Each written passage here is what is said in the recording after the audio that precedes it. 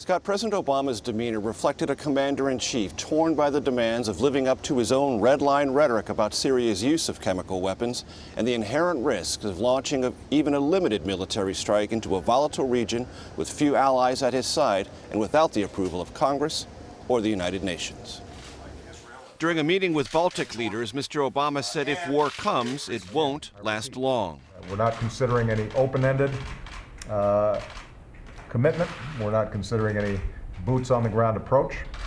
What we will do is consider options that meet the narrow concern around chemical weapons, understanding that there's not going to be a solely military solution to the underlying conflict and tragedy that's taking place in Syria. The president acknowledged that the burden to punish the Syrian regime has now fallen to the U.S., which has borne the brunt of casualties in Iraq and Afghanistan. But ultimately, we don't want the world to be paralyzed. And frankly, part of the challenge that we end up with here is that a lot of people think something should be done, but nobody wants to do it. Advisors said Mr. Obama is appalled by the chemical weapons carnage, but is visibly hesitant because he knows the country is, too. The American people understandably want us to be focused on the business of rebuilding our economy here and putting people back to work.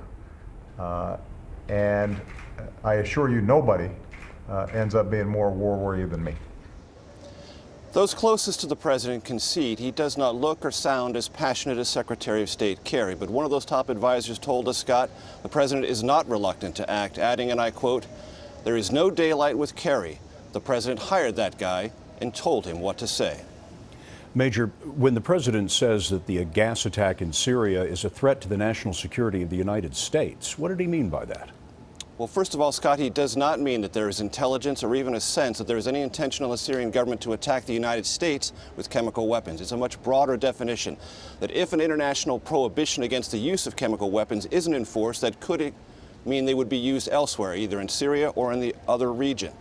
And the other advisors here at the White House say the fear the president has is if this is not punished, other regional neighbors will be threatened, and possibly terrorists could get a hold of those weapons and someday in the future threaten the United States with them.